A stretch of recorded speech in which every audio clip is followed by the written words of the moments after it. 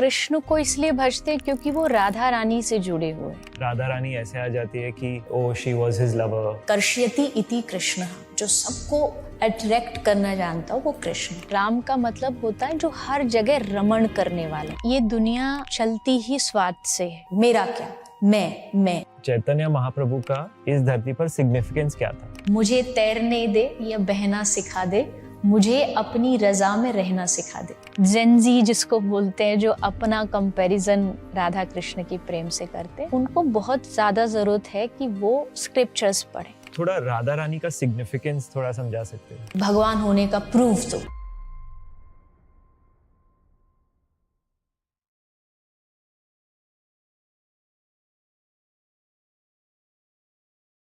देवी चित्रलेखा जी, हरे कृष्णा। हरे कृष्णा, राधे राधे। राधे राधे।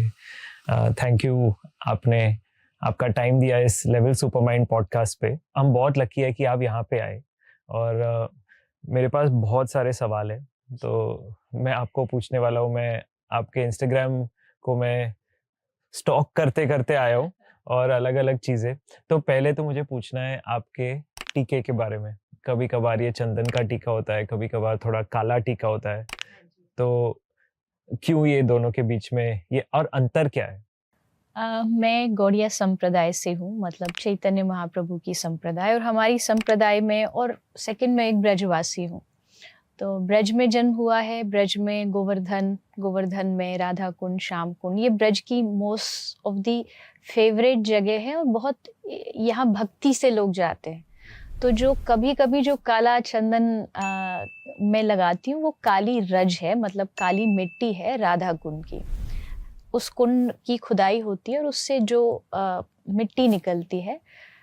अब राधा रानी के जो उस कहते हैं वहाँ आज भी राधा कृष्ण दोनों मिलके लीला करते हैं, तो वहाँ से जो रज निकलती है अगर आप उसको माथे पे लगाते हो तो ऑटोमेटिकली आपकी जो डिवोशनल जो जर्नी है उसमें बहुत हेल्पफुल होता है। तो मोस्टली तो वही मेरा तिलक है, काला जो रज है। लेकिन मेरे गुरु जो थे वो सफ़ेद रंग का जो गोपी चंदन है वो फॉलो करते थे, तो मैंने भी उसी को फॉलो किया। बट कभी मन करता है कि राधा कुंड की रज लगाऊं तो मैं कभी वो भी लगा लेती हूँ, तो उससे मुझे बहुत कामनेस और ऐसा लगता है कि एकदम राधा रानी की कृपा मेरे सर पर है। और ये चंदन भी, इसकी जो शेप है, ऊपर का जो शेप है ये ऊर्ध्व पुंड है, मतलब ये कृष्ण के चरण है, और नीचे जो है ये बांस का पत्ता है। तो यानी ये एक सिग्निफिकेंस है कि हम भगवान के सरेंडर है, उनको समर्पित है। तो वो दोनों में ये डिफरेंस है।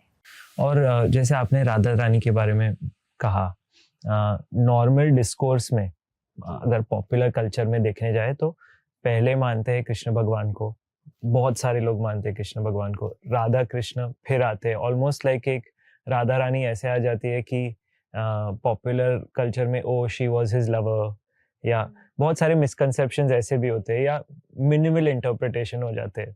तो ये आप थोड़ा राधा रानी का सिग्निफिकेंस थोड़ा समझा सकते हैं? बात अगर मैं अपनी करूं तो जैसा आपने कहा जो कृष्ण को भजते उसमें से एक थोड़ा सा पार्ट है जो राधा रानी को भजता है, बट हमारा उल्टा है। हम कृष्ण को इसलिए भजते हैं क्योंकि वो राधा रानी से जुड़े हुए हैं।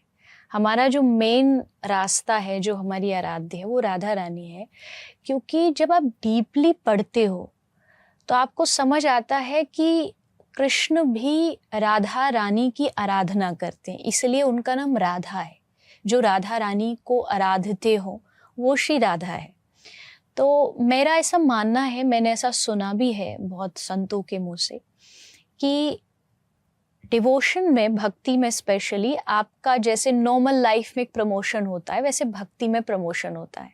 आपके धीरे धीरे करके लेवल्स बढ़ते हैं, आपकी क्लास बढ़ती है।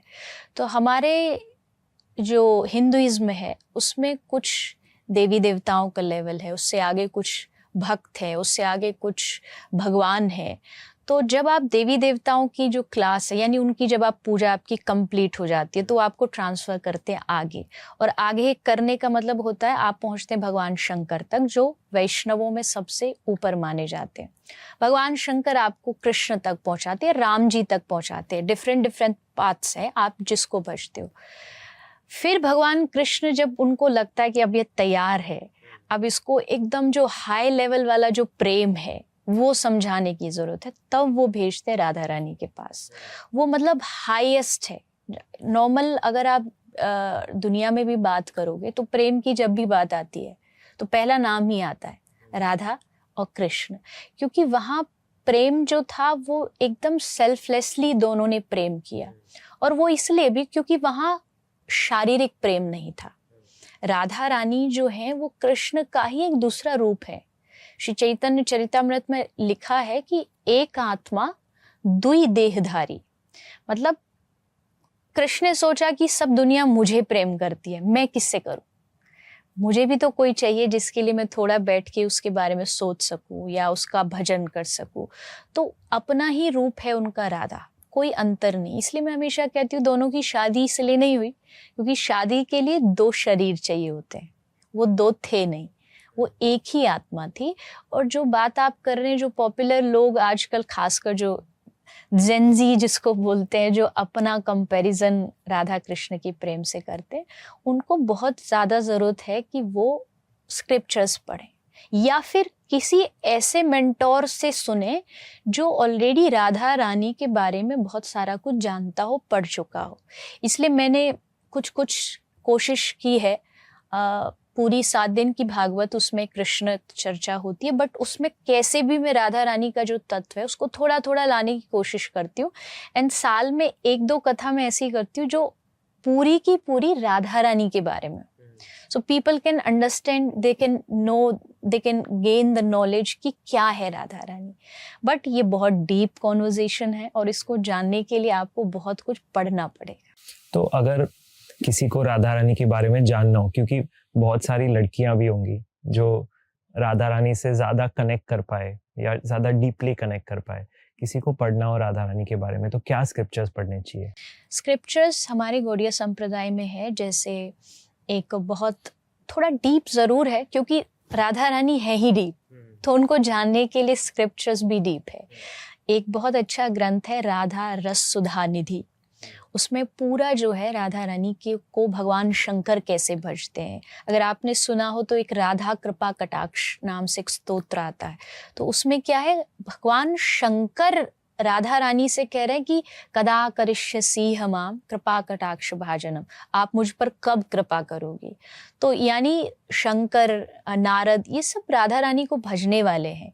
तो एक ये है, एक विलाप कुसुमांजलि, विलाप मतलब रोना, क्योंकि राधा रानी की भक्ति में मोस्टली उनको पुकारने के लिए थोड़ा इमोशनल होना बहुत ज़रूरी है, आंखों में आंसू होना बहुत ज़रूरी है, आपके हृदय में प्रेम होना ज़रूरी है।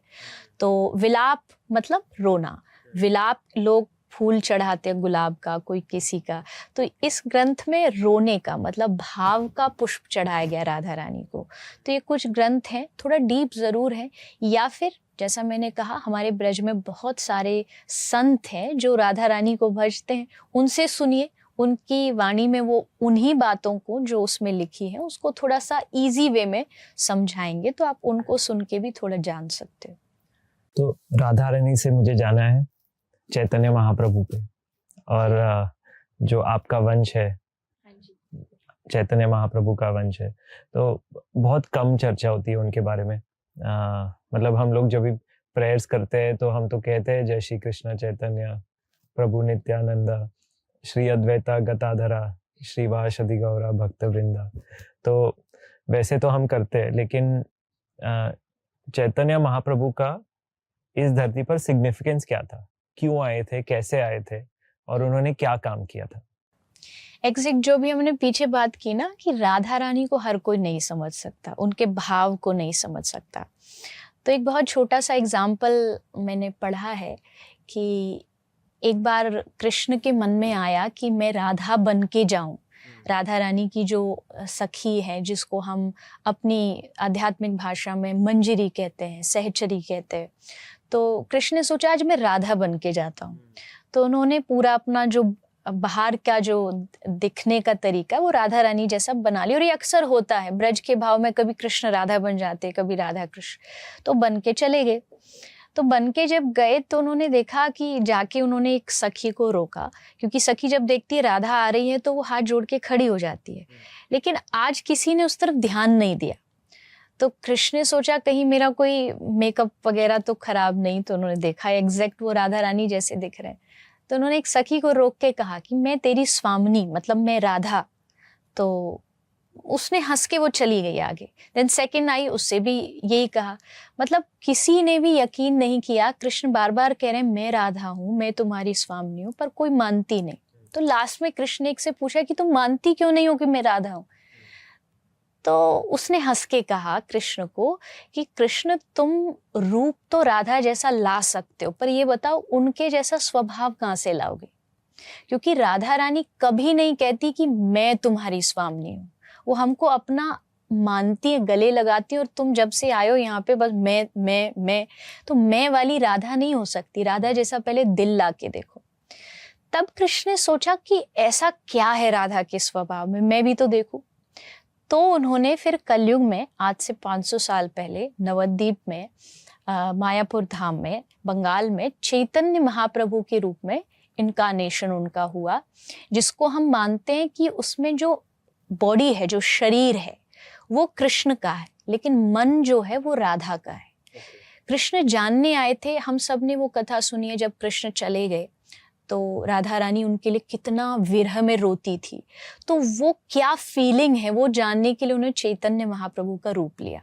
विरह मोस्टली जो चैतन्य महाप्रभु का अवतार है वो ये बताने के लिए हुआ है कि कृष्ण के लिए कैसे विरह में उनको पुकारा जाता है। आप अगर चैतन्य महाप्रभु की पूरी कथा पढ़ेंगे तो आप देखेंगे कि जब कृष्ण सुनते थे वो कान में, तो कृष्ण सुनते ही उनके आंसुओं की धारा बहने लगती थी। मतलब बाहर उनके लिए बॉडीगार्ड खड़े किए जाते थे, कोई भीतर कृष्ण मत बोलना, नहीं तो ये एकदम डूब जाएंगे, इनको कुछ याद नहीं रहेगा। तो राधा रानी का मन जानने के लिए कृष्ण और राधा का जो मिक्सचर है वो चैतन्य महाप्रभु है। दोनों का जो मिलन है वो महाप्रभु का अवतार। तो ये स्टोरी बहुत इंटरेस्टिंग है बिकॉज उन्होंने ही तो प्रोपोगेट किया जो हरे कृष्णा का जो आज हम देखते आ रहे हैं चैंटिंग जो हरे कृष्ण का है, वो शुरू हुआ था चैतन्य महाप्रभु से। तो फिर वो कैसे हुआ कि वो नाम सुन के ऐसे रो रहे हैं, लेकिन फिर भी उन्होंने ही प्रोपोगेट किया ये हरे कृष्ण मूवमेंट? मंत्र पहले से था, महाप्रभु से पहले हरे कृष्ण मंत्र था। ये एक उपनिषद है, कली संतरण उपनिषद, ये उसका मंत्र है। और ये मंत्र जैसे मोस्टली हम जो बोलते हैं हरे कृष्ण बोलते हैं, लेकिन उपनिषद का जो मंत्र है वो हरे राम से शुरू होता है। लेकिन महाप्रभु ने सोचा जैसे उपनिषद का कोई मंत्र हो या वेदों का कोई मंत्र हो, उसके कुछ रूल्स एंड रेगुलेशंस होते हैं। लाइक आप कहीं भी नहीं बोल सकते, उसकी टाइमिंग्स होती है, शुद्ध आसन चाहिए, उस पे बैठना पड़ेगा। लेकिन महाप्रभु ने सोचा कलयुग में कौन कर पाएगा इतना, और अगर नहीं कर पाएगा, चैंटिंग नहीं किया, कृष्ण नाम नहीं लिया, तो उसका कल्याण नहीं होगा। तो उन्होंने क्या किया कि इस उपनिषद को, मंत्र को उन्होंने कन्वर्ट किया। उन्होंने कृष्ण नाम को पहले ले लिया और हरे राम वाली जो लाइन है उसको बाद में ले लिया। अब क्या हुआ, अब ये उपनिषद का मंत्र नहीं रहा, अब ये कृष्ण नाम हो गया। अब आप इसको कहीं भी ले सकते हो, मतलब ड्राइविंग कर रहे हो तो भी, आप किसी भी टाइम बेड पर सोते सोते भी ये ले सकते हो। अब इसमें कोई रूल रेगुलेशन बचा नहीं। तो ये मंत्र पहले से था, पर महाप्रभु ने इसको इजी करके इजीएस्ट वे में लोगों को दिया कि अब ये नाम मंत्र है। और महाप्रभु का जो आदेश था वो यही था कि घर घर में कृष्ण नाम जाए। क्योंकि आज जो हो रहा है, कलयुग जो चल रहा है, आगे भी जो फ्यूचर में होने वाला, ये ऑलरेडी हमारे स्क्रिप्चर्स में लिखा है, ऐसा होगा, ऐसा समय आएगा। तो महाप्रभु से लोगों ने पूछा कि क्या करेंगे लोग आज के टाइम में, किसी से कहो मेडिटेट करे, ये करे वो, तो लोग शायद आज का जो यंग जनरेशन वो नहीं कर पाए। तो इस समय को देखते हुए महाप्रभु ने फिर ये मंत्र दिया, या आप इसको कैसे भी जाप करोगे, कैसे भी आप चैंटिंग करोगे, आपका कल्याण इसी से हो जाएगा। ये इजीएस्ट वे है कलयुग में भगवान को पाने का। तो आप ये हरे कृष्ण मंत्र को थोड़ा ब्रेक डाउन कर सकते हो कि मतलब क्या हो रहा है ये हरे कृष्ण मंत्र में, और उसका सिग्निफिकेंस क्या है, उसका मीनिंग क्या है? जब भी कोई भी चांट कर रहा है या कोई भी मेडिटेट कर रहा है उस पर, तो वो क्या मीनिंग लेकर मेडिटेट करे? देखिए, मैं जिस उपनिषद का मैंने नाम लिया उसमें जो इस मंत्र की व्याख्या है वो बताऊंगी। वो है हरे जो है, हरे क्या है, राधा रानी का एक नाम है हरा। और कृष्ण सब जानते हैं, जो सबको कर्षयति इति कृष्ण, जो सबको अट्रैक्ट करना जानता हो वो कृष्ण। लेकिन ये संस्कृत का मंत्र, ये हिंदी नहीं है, तो संस्कृत की अपनी एक ग्रामर होती है, तो उसके मुताबिक हरा का जो राधा रानी का नाम है वो बन गया हरे। और जो सेकंड लाइन है हरे राम, राम बहुत सारे लोग समझते हैं ये जो त्रेता युग में थे राम, ये वो वाले राम है, बट यहाँ इस मंत्र में वो राम नहीं है। राम का मतलब होता है जो हर जगह रमण करने वाला हो, मतलब जो हर जगह मौजूद है, सामने भी, हवा में, वायु में, सब जगह जो रमण करता हो। और सब जगह कौन रमण करता है? कृष्ण। तो यहाँ जो नीचे वाले मंत्र में भी जो राम है वो कृष्ण ही है, और हरा जो है वो राधा है। इसलिए कुछ ऐसी संप्रदाय हैं जिनमें हरा की जगह लोग डायरेक्टली राधा का नाम लेते हैं, जैसे राधे कृष्ण, कृष्ण कृष्ण, राधे राधे, राधे श्याम, श्याम श्याम, राधे राधे। तो उन्होंने ये मंत्र बना लिया, जैसे निम्बार्क संप्रदाय में ये बोला जाता है। तो यहाँ जो पूरा जो मंत्र है ये पूरा राधा कृष्ण बेस्ड है, और हरा का मतलब भी राधा ही है, पर उसको हरे संबोधन में बोल दिया जाता है।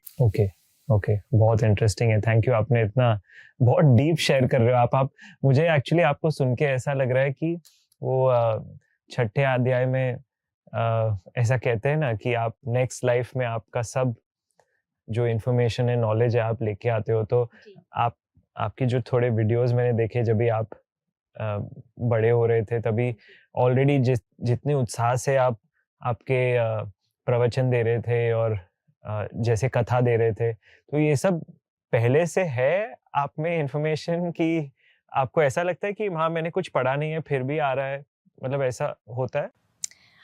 हाँ, कभी कभी होता है, मतलब हर टाइम नहीं, पर कभी कभी ज़रूर होता है।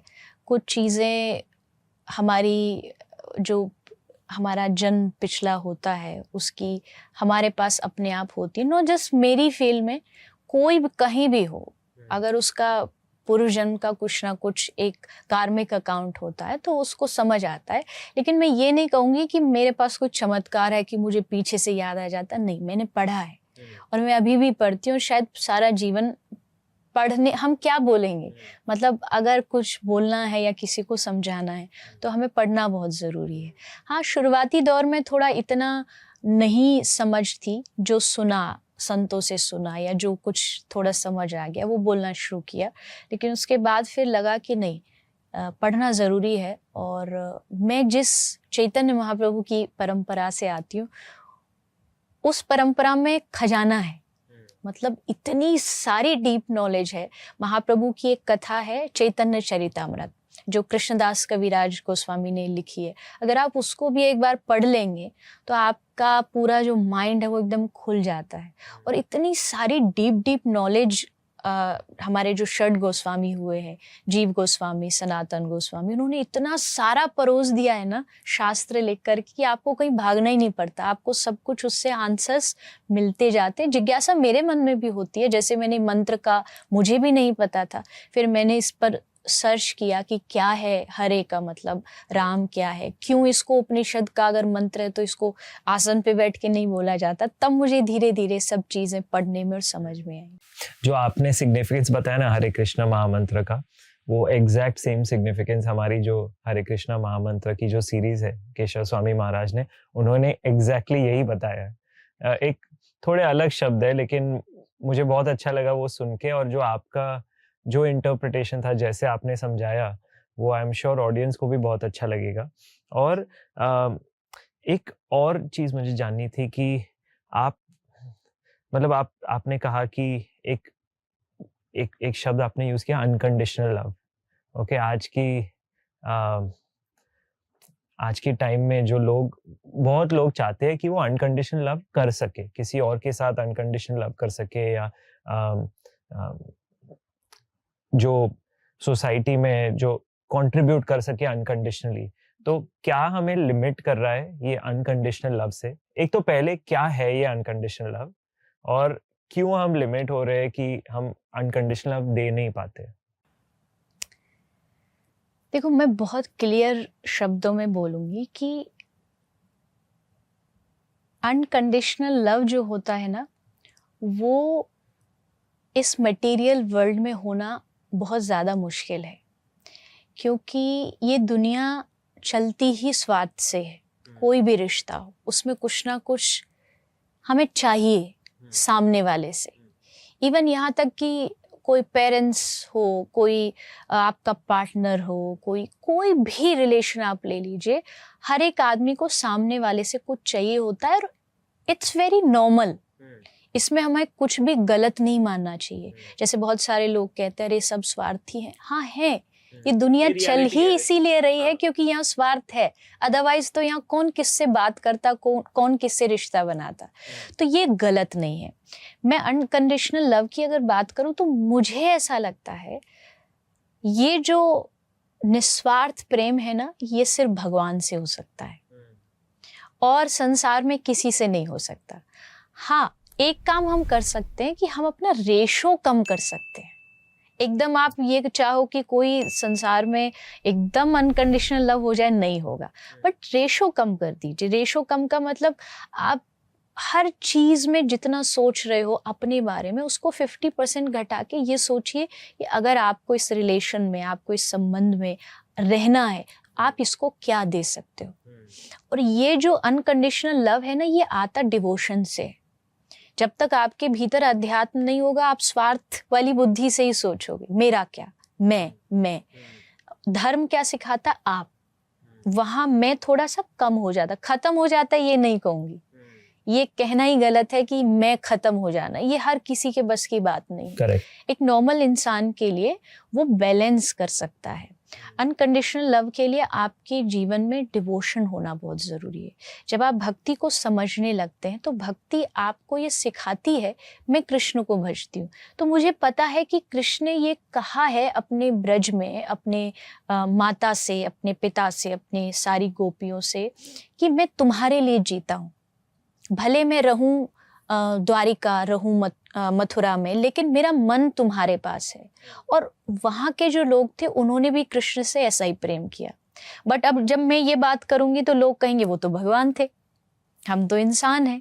तो इंसान हाँ भगवान की बराबरी नहीं कर सकता, लेकिन अपनी परसेंटेज को थोड़ा कम कर सकता। और आप देखोगे जब आप रिश्तों में थोड़ा सा भी निस्वार्थ ले आते हो ना, मतलब सेल्फलेस जो हम सोचते हैं हमेशा, वो थोड़ा कम कर दोगे, आपको रिश्तों में और ज्यादा प्यार समझ में आने लगेगा, आपको रिश्ते अच्छे लगने। आज क्या रिश्ते जो है ना वो थोड़ा सा बोझ जैसा बन रहा है, खासकर जो क्यों हो रहा है ये सब। मतलब आपने पहले भी कहा ये सब लिखा है, हम जो अभी एक्सपीरियंस कर रहे हैं ये लिखा हुआ है, तो क्या लिखा हुआ है, हम क्या एग्जैक्टली हम क्या एक्सपीरियंस कर रहे हैं और क्यों एक्सपीरियंस कर रहे हैं हम ये सब। देखिए, फर्स्ट थिंग इज कि युग का प्रभाव वो होगा ही होगा।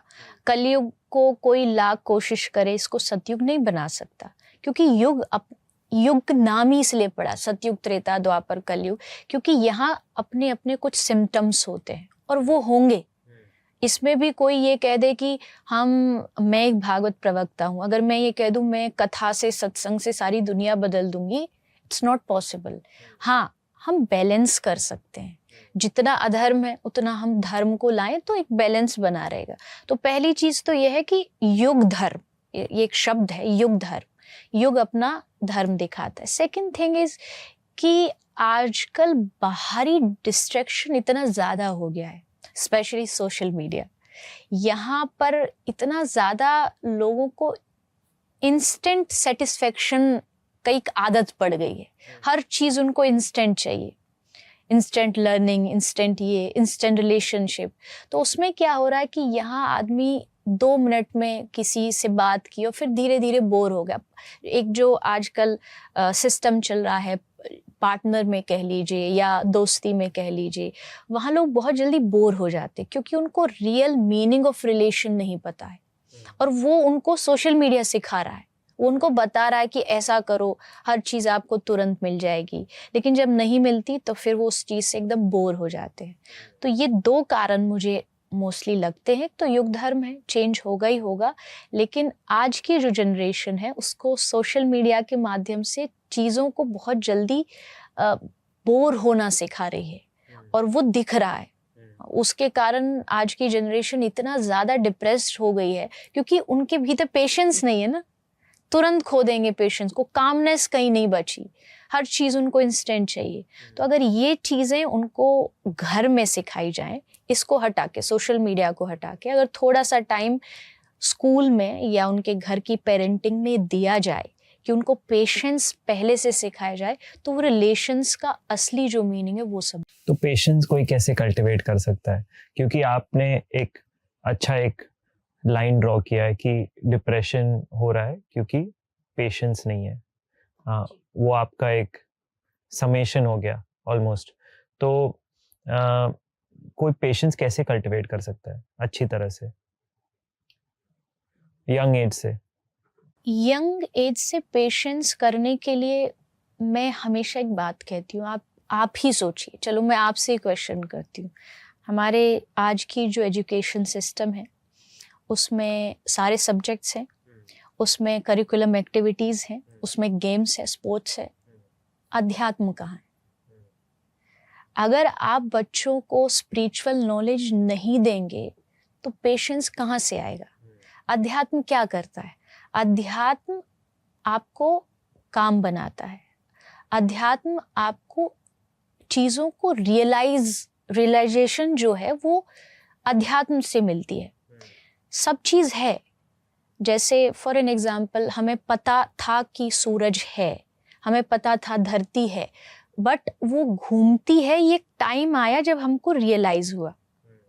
तो रियलाइजेशन जो है वो अध्यात्म दिलाता है।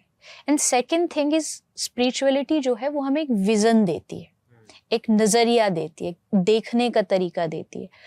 अब एक आदमी है जो इतने छोटे से भी प्रॉब्लम में हार जाता है, लेकिन एक आदमी है जो इतनी बड़ी प्रॉब्लम को भी बहुत जल्दी सॉर्ट आउट कर सकता है। उसके जीवन में आप कभी भी डिफरेंस देख लीजिएगा, मोस्ट प्रोबेबली जो उसमें डिफरेंस आएगा वो ये आएगा कि जो थोड़ा जिसमें टॉलरेंस ज़्यादा है वो अध्यात्म से जुड़ा हुआ है। तो अध्यात्म आपको पेशेंस ऑटोमेटिकली देता है। लाइक जैसे आप लाइट के पास जाओगे तो हीट ऑटोमेटिक आएगी, द सेम वे अध्यात्म के टच में आते ही आप पेशेंस आप बन जाते हो, वैसे आपके भीतर धैर्य आ जाता है, कामनेस आ जाती है। तो अगर आप चाहते हैं आज की जनरेशन को पेशेंस सिखाना है तो एजुकेशन सिस्टम में स्पिरिचुअलिटी लानी होगी। हम थोड़ा उस पर काम कर रहे हैं। एक्चुअली हमारा एक प्रोजेक्ट चालू है स्कूल्स के साथ, एक लॉबिंग कर रहे हैं हम लोग कि जैसे एक पीरियड होता है पीई पीरियड, फिजिकल एजुकेशन, तो हम स्कूल्स को कह रहे हैं कि आप उसमें 15 मिनट ऐसे कर दीजिए, उसको पीएमई पीरियड कर दीजिए, फिजिकल एंड मेंटल एजुकेशन। और मेंटल एजुकेशन में पहले आप लाइए मेडिटेशन, बिकॉज वो एक ऑलमोस्ट एक गेटवे हो जाता है ना स्पिरिचुअलिटी की ओर जाने के लिए। बिकॉज एक बार अगर आप माइंड को स्थिर कर सकते हो तो आप माइंड को ये जो आपको ओपन अप करना है आपकी अलग अलग थॉट्स के लिए, विचारों के लिए, शास्त्र के लिए, ओपन माइंडेडनेस के लिए, वो सब स्पेस निकल जाती है। तो हम स्कूल्स के साथ उसमें काम कर रहे हैं और मतलब अभी तक तो लॉबी कर रहे हैं, पायलट कर रहे हैं, सोच रहे हैं कि एक सेट ऑफ स्कूल्स इसके साथ आ जाए। और कॉलेजेस में भी हम काम कर रहे हैं, जैसे अभी सिम्बायोसिस हो या ऐसी कोई कॉलेज हो, उसमें हम as part of curriculum for the student inside the curriculum आप ऐप को इंक्लूड कर दीजिए और आप ऐप में आपकी साधना कंटिन्यू कर लीजिए।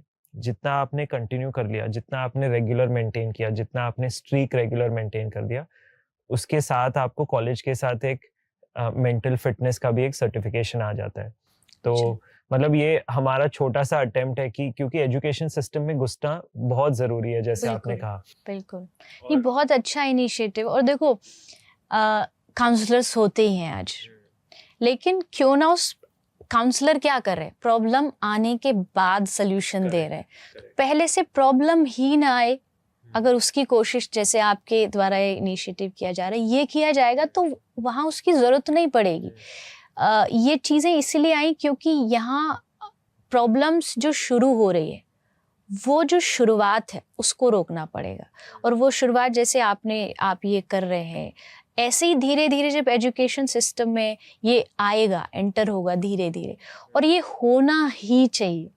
अदरवाइज आप देख रहे हैं, आपके अपने आसपास बच्चों को देख रहे हैं, मतलब कभी कभी मुझे ऐसे शांति से बैठती हूँ, लगता है हमारे टाइम में, मतलब हमारा कोई बड़ा लंबा चौड़ा टाइम नहीं हुआ, 8-10 साल पहले तक भी एंजाइटी क्या होती है, डिप्रेशन क्या होता है, लोग जानते भी नहीं थे। और आजकल छोटे छोटे बच्चे स्कूल्स में काउंसलर उनको चाहिए होते हैं, मेंटल उनको फिजिक हेल्प चाहिए होती है, थेरेपीज चलती हैं।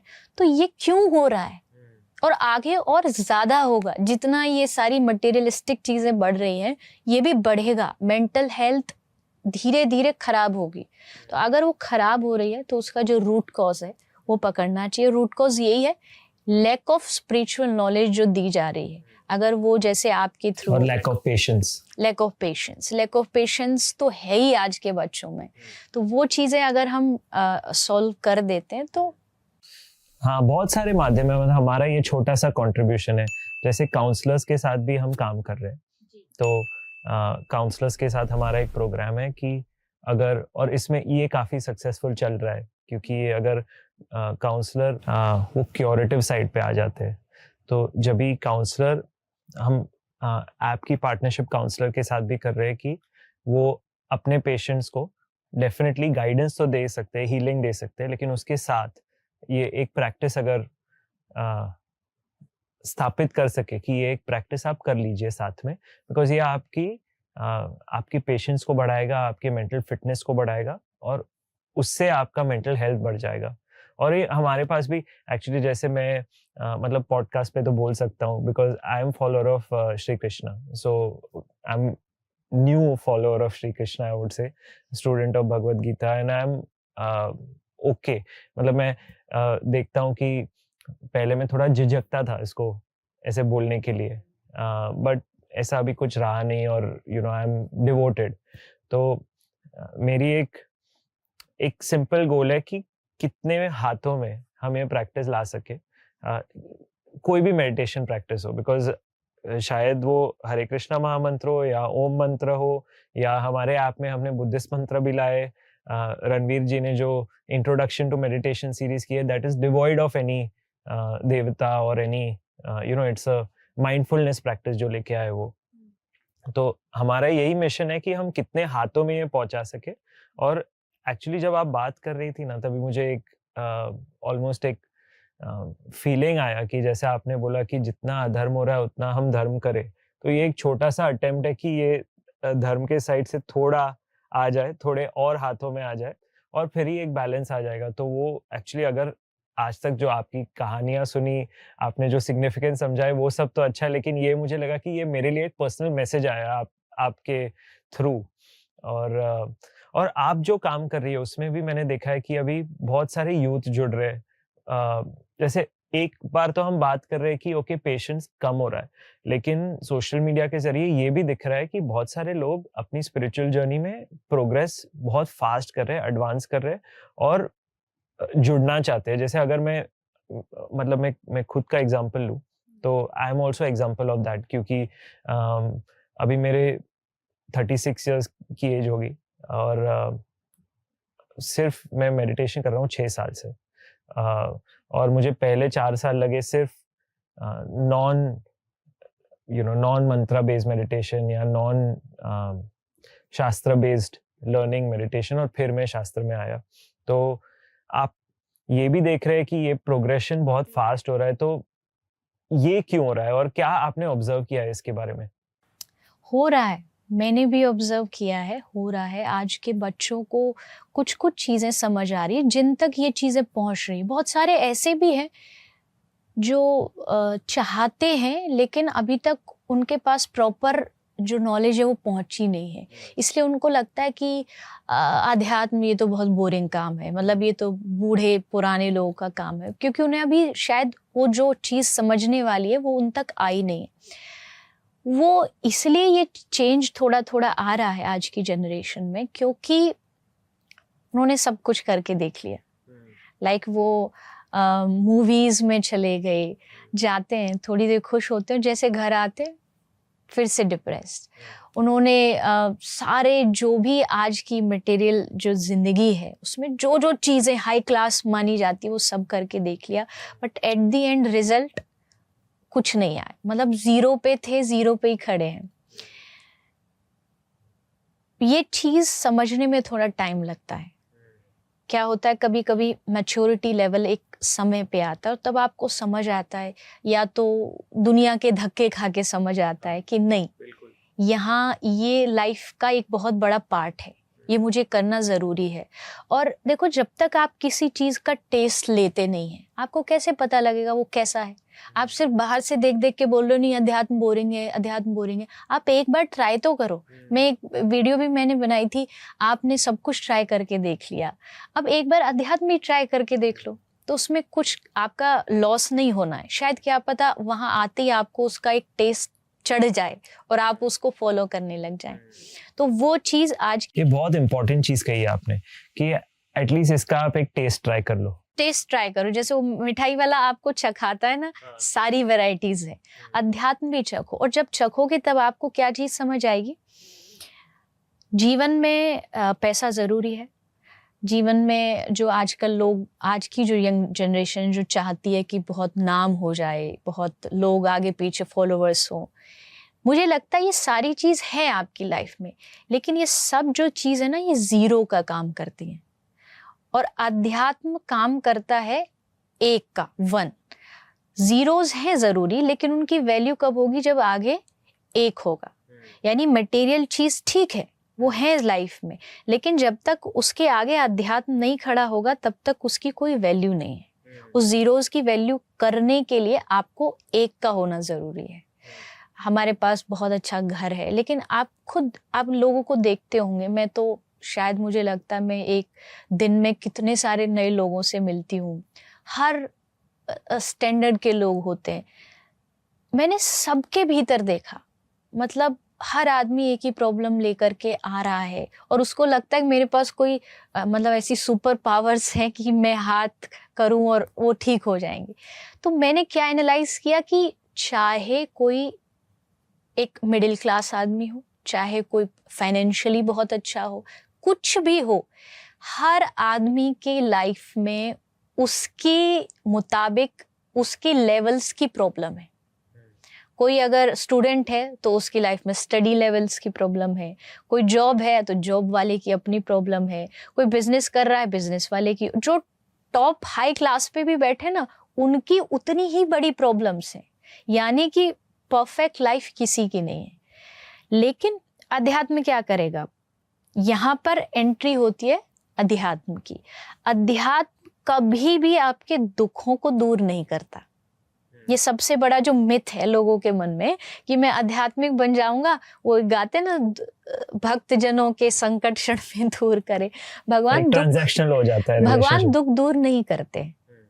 वो क्या करते हैं, वो आपको सपोर्ट करते हैं उस दुख को बहुत इजी वे में पार करने की।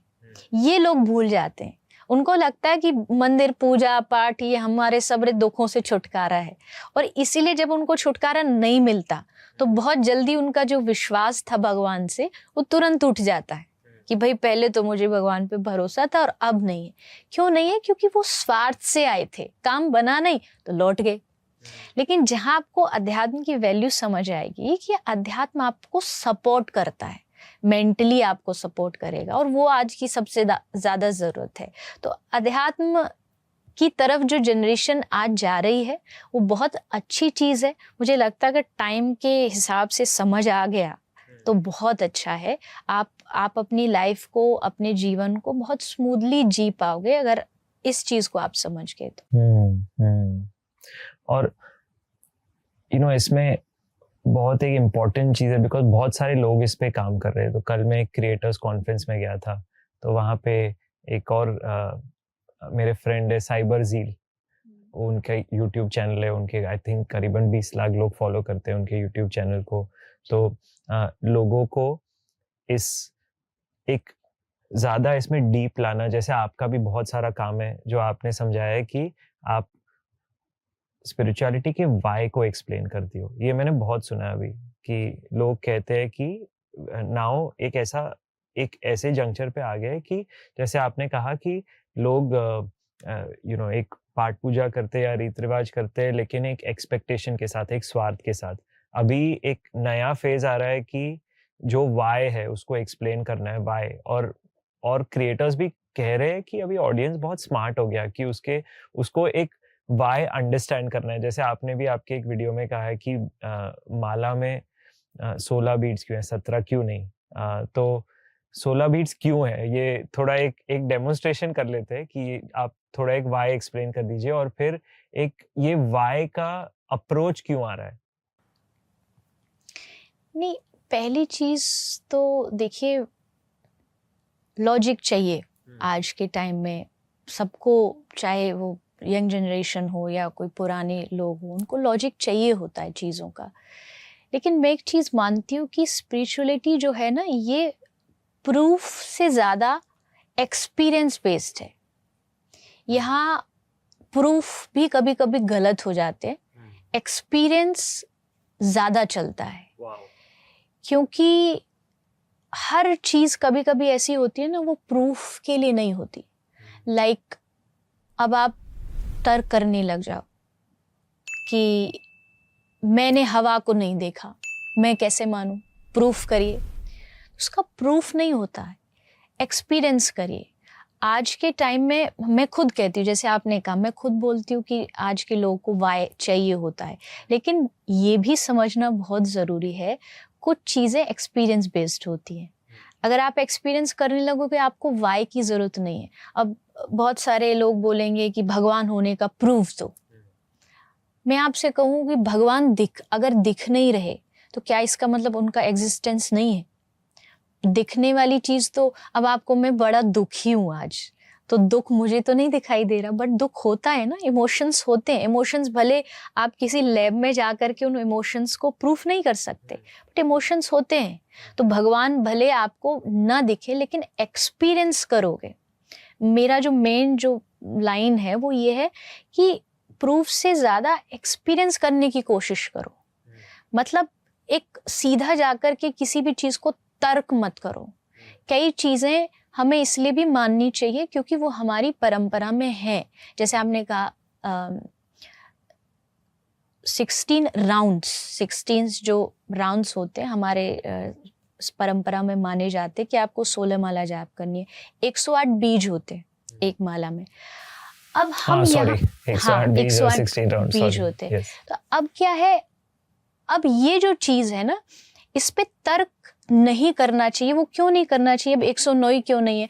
हमने कभी अपनी क्लास में जब हमको टीचर पढ़ा रहा था कि ABCD, तो हमने कभी उनसे ये जा कर के बोला कि नहीं, डी से पहले F आना चाहिए? नहीं, उन्होंने कहा, उनके एक्सपीरियंस से हमने मान लिया। हमने कभी उस पर जाके आर्ग्यू नहीं किया। अध्यात्म में ये जो आर्ग्यूमेंट हम करते हैं ना, उसको हमें थोड़ा कम करना पड़ेगा, अदरवाइज हम एक्सपीरियंस नहीं कर पाएंगे, उस चीज़ का टेस्ट नहीं ले पाएंगे। तो कुछ चीज़ें विदाउट लॉजिक होती हैं हमारे धर्म में, हमारे अध्यात्म में। जैसे बोन जो होती है, वो आप कभी भी, हम इवन किसी मुर्दे को कहीं जाके दाह संस्कार करके आते, देन हम बोलते हैं आके स्नान करिए, नहाइए और फिर घर में एंटर करिए। लेकिन आप उसके एकदम ऑपोजिट देखिए, हम जब मंदिर में पूजा करते हैं तो हम शंख बजाते हैं।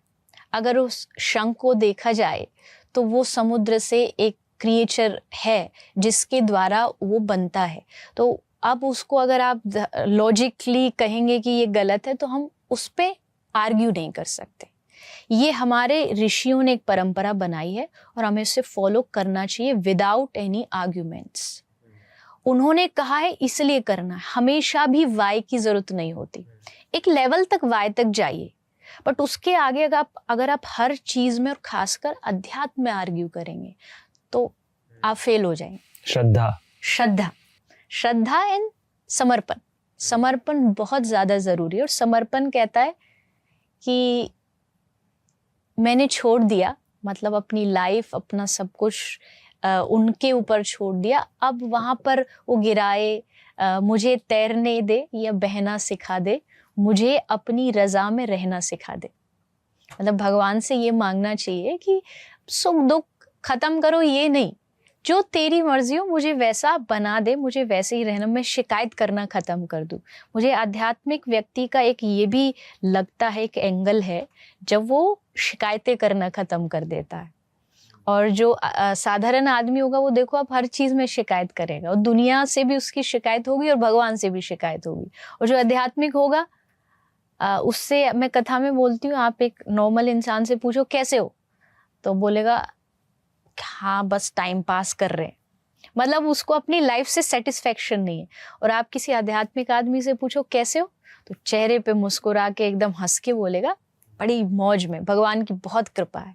तो ये दोनों का जो डिफरेंस है ना, यही हमको यहाँ से लेके यहाँ तक पहुँचना है, और यही अध्यात्म की जर्नी है। वाओ, बहुत अच्छा समझाया, बहुत बहुत डीप जा रहे हो, और मुझे बहुत सीखने मिल रहा है। आप जब भी बात कर रही हो, आपकी जो आप गहराई से बारीकी से देख सकती हो चीजें कि ये क्यों हो रहा है, कैसे हो रहा है, वो आप मतलब आपके सोच काफी विशाल है इन सब चीजों में। तो मुझे तो बहुत अच्छा लग रहा है सुन के, और मैं काफी इंस्पायर हूँ आपके काम को देख के भी। जी। जैसे आपकी हॉस्पिटल है, अभी आप म्यूजिक में कुछ कर रहे हो, तो थोड़े आपके काम के बारे में, ये जो आपके चेहरे पे रौनक जो आ रही है, और आप जो अपने आप को जैसे आपने समर्पित कर दिया है इस दुनिया के लिए, तो क्या कर रही हो आप ये सब, और क्यों कर रही हो ये सब? मैं कुछ अलग नहीं कर रही, ये सबको ही करना चाहिए, क्योंकि जो ह्यूमन लाइफ है वो कहीं ना कहीं भगवान इसलिए सोच के देते हैं कि ये दुनिया में जाके कुछ ना कुछ कंट्रीब्यूट करेगा। कंट्रीब्यूशन ही ह्यूमन लाइफ है। अगर आप वो कर रहे हैं, देन आपकी जो लाइफ है वो बहुत परफेक्ट है। मतलब सक्सेसफुल का मेरा मीनिंग ये नहीं है कि आपके पास बहुत पैसा हो, या आपके पास बहुत ज़्यादा फॉलोअर्स हो, या आपका बहुत नाम हो। अगर आप किसी के चेहरे पर मुस्कुराहट ला पा रहे हो हर दिन, तो मुझे लगता है आप सफल हो, आप सक्सेसफुल हो। और बस उसी के टुवर्ड्स ये जो काम है, ये मैं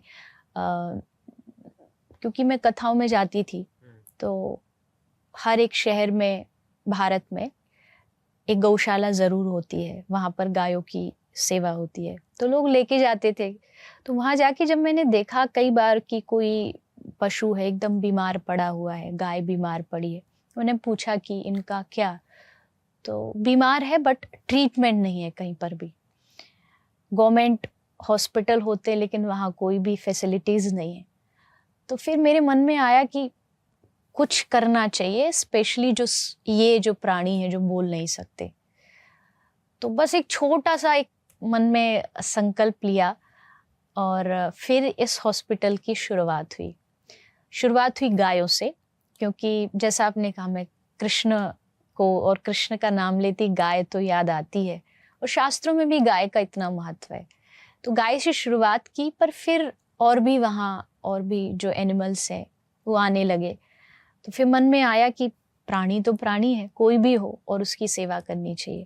तो ये पूरा एक फिर वेटनरी हॉस्पिटल बन गया, और अभी भी वहाँ लगातार 10 साल से काम चल रहा है। आई थिंक शायद 25 से 30 हज़ार वहाँ पर पशुओं का ट्रीटमेंट हो चुका है, और उसको हम हर दिन, मतलब कोई दिन, मुझे लगता है 10 साल हो गए, बस वो कोविड का 2 साल छोड़ करके आज तक वहाँ कभी काम रुका नहीं है, हमेशा चलता है, प्रोग्रेस पे रहता है। तो मेरा मानना यही है, सेवा सर्विस का जो काम होता है ना, वो हर दिन बढ़ता रहना चाहिए, तभी वो सेवा है।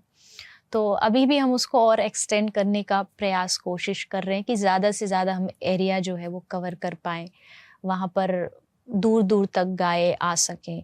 क्योंकि खासकर पेट्स फिर भी लोग कहीं ना कहीं ट्रीट करा लेते हैं उनको जाके, बहुत सारा पैसा भी खर्च कर लेते हैं, बट जो स्ट्रीट एनिमल्स हैं उनकी बहुत बुरी दुर्दशा है, खासकर भारत में।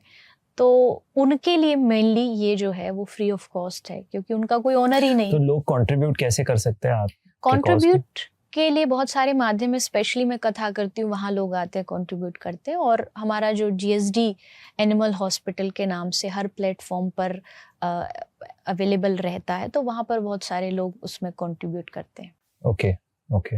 और आपको लगता है कि ये स्पिरिचुअलिटी की वजह से आपके काम में भी एक ज़्यादा फोर्स आ गया है उसकी वजह से, मतलब आपकी स्पिरिचुअल प्रैक्टिस में और काम के बीच में? बिकॉज नॉर्मली मैं आपको क्यों पूछ रहा हूँ, बिकॉज नॉर्मली लोग एक जब इस जर्नी के स्टार्ट में होते हैं तो सोचते हैं कि स्पिरिचुअल लाइफ एक है और मेरा काम एक है और ये दोनों के बीच में कुछ लिंक नहीं हो सकता, या मतलब ऑलमोस्ट डिफरेंट वर्ल्ड्स, बिकॉज ये एक वर्ल्डली वर्ल्ड है, मटेरियलिस्टिक वर्ल्ड है, और ये एक स्पिरिचुअल वर्ल्ड है। तो इसमें ब्रिज कैसे बना सकते हैं लोग इन दोनों के बीच में? जब तक आप इन दोनों चीज़ों को अलग मानोगे ना, आप दोनों की वैल्यू नहीं समझ पाओगे।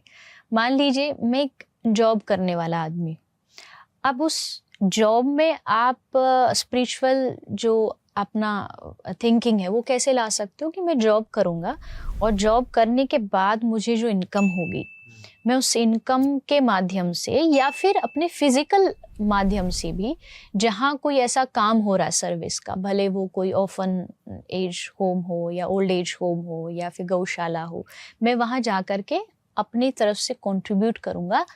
एम ये होना चाहिए सबसे ज़रूरी। अध्यात्म में क्या होता है, एम इम्पोर्टेंट होता है। आप बाहर से क्या करो, आप जॉब करो, क्या अध्यात्म आपको कहेगा जॉब छोड़ दो? नहीं, जॉब आप करोगे, बट एम अगर सिर्फ इतना है कि मैं हाँ अपना पैसा कमाऊँ, अपना घर कमाऊँ, तो आप एक मटीरियल आदमी बन जाओगे।